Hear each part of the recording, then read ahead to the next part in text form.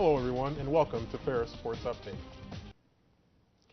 I'm your host Sandy Gholston, and today we're going to be talking Bulldog Softball as we have the head coach of the Bulldogs, Keri Becker. Coach Becker, welcome to the show. Thanks for having me again. You're back in the saddle, and you've had some challenges here with Mother Nature and Old Man Winter have kind of been beating up on you a little bit. Just talk a little bit about the weather challenges that you've all had as a softball team trying to get some ball in coming back to Michigan. Well, it's more than we wanted to when we came back from Florida, deal with the weather. We have not been outside yet. I've been here for 15 years, and usually by this time we've been outside and be able to practice and get some games in. And on top of just needing to play to get going, the weather is certainly creating some challenges between the rain, the snow, the field conditions. It's tough right now is a tough road.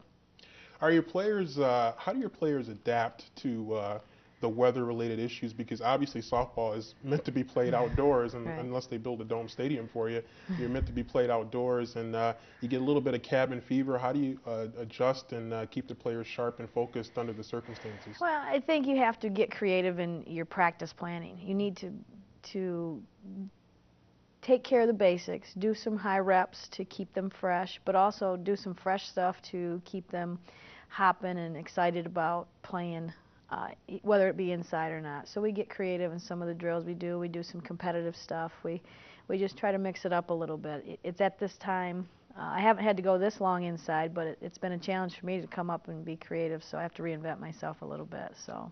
Well, they're testing you. Mother Nature and Old Man Winter are testing you as a coach, but you did have a chance to go get out on the field in Ohio, and you came back and you had a chance to get out this past weekend.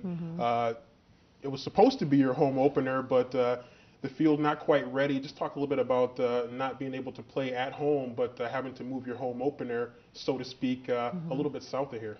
Well, it's certainly disappointing not to play at home. I think some people in the community look forward to that softball home opener just because I think it's a sign of spring. So everybody was disappointed, but I got to a point where I just needed to play, and we just needed to play. So we called up an old alumni that coached down at Rockford, said, can we use their field? It's in great shape, and we tried to get some games in this weekend. So we at least got 2 under our belt. And opening GLIAC play, and I know you had a chance to talk with Rob in the last show about the toughness of the GLIAC, and obviously every game is going to be important, every doubleheader is important, and just kind of talk to us a little bit about how you were able to compete in those first 2 games against Lake Superior. It's supposed to be a 4-game set, but talk a little bit about those first 2 games you had on Saturday against Lake Superior. I was really happy with obviously coming out with some victories. I was really happy with our offensive production, and we got a much better defensive outing.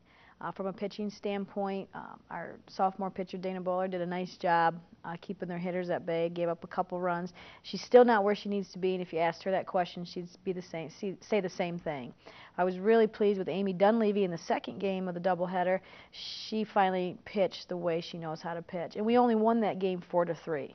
So she did what she needed to do. We had a few miscues behind her, which has probably led to the runs more than her performance. So we made some strides and made some progress on the pitching circle, which really was our top priority. We had to get our pitching back on track because I guess they just have to keep us close, and they weren't for a while. Now they're keeping us close. Now it's up to the offense and defense to slam the door. And I know traditionally you've wanted your team to be making strides toward the end of the season, to be playing their best ball as you get to that crunch time in the GLIAC and looking ahead to the GLIAC tournament. You hope the NCAA tournament. You have a very young pitching staff, and I'm certainly sure you want to continue to have them mature and grow over the course of the season with that youth. Yeah, and I had to realize that. I had to take a couple deep breaths and realize that despite Dana having a lot of games under her belt last year, she really does need some little bit more time to mature, not only from a physical standpoint, making the pitch do what it's supposed to, just from a pressure and mental standpoint. And she's going to get better every time she goes out there. So the more we play, the better she's going to get. And with those young players, you don't do it all by yourself, and you have a great support staff and a great group of assistant coaches that you've had really throughout your career here at Ferris. And maybe you take a little time to talk a little bit about your assistant coaches and what they do to help you run this program and help keep it successful and competitive. I do have a great volunteer assistants in both Janine Revelette and Dawn Thompson. They get paid very little, if any at all, at certain times of the year, so they do it because they love it and want to stay involved in the sport. And I couldn't do what we do and have any success without it. Janine Revelette takes care of the pitching. So when it's going bad, I talk to her, but she's really done a great job getting our pitchers ready, recruiting their pitchers, helping recruit our pitchers, to preparing them when they get here in the fall, to getting them game ready here in the spring. She's just been a phenomenal, integral part of our success on the mound. Dawn Thompson, a local favorite of yours and mine, is helping out with basically everything else. And she's just a great confidence builder. She's that good cop, and she enjoys being in that role, which is different than her role typically, because she's definite head coach material. But she's great to have around. The kids respond to her well, and when I have my intense face on, she can be the one that either carries it and kicks them in the butt and says she's right, or hey, think of it this way. So she fulfills a great role that way. You know, with that great staff that you have, and as you guys are developing, as we look ahead, I mean, you have some more tough competition coming up, and as we know in the GLIAC, there really are no weekends off. There's a lot of tough competition out there, and you are going to reschedule the 2 Lake Superior games for later this week, and then you have Northwood, hopefully, I believe, before that. So, yeah, fingers crossed, as we know. Just talk about a little bit about your immediate upcoming schedule to fill out this week. Well, Northwood is Wednesday. They're having some field conditions, so we may be way late on that a little bit, but they're a team that's playing pretty well right now. They lost 2 to Grand Valley, who's playing much better than I thought would, but they're a team that has a lot of hitters, has good pitching, and so you have to show up and hit on all aspects of your game. Otherwise, we're going to lose some games to them. So our team needs to really be ready for Northwood. That's definitely not a team we look past. Lake Superior, possibly on Friday. That would be a great team to go into the weekend with.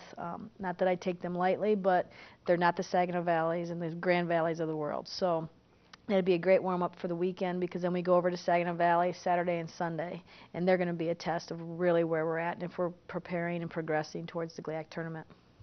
Well, Coach, we're certainly going to wish you a lot of good luck, and we know that there's going to be some good softball. We hope we'll be able to get some things started here as the Bulldogs get ready to hit the action in the GLIAC, and thanks for showing up here on Ferris State Sports Update. Thank you.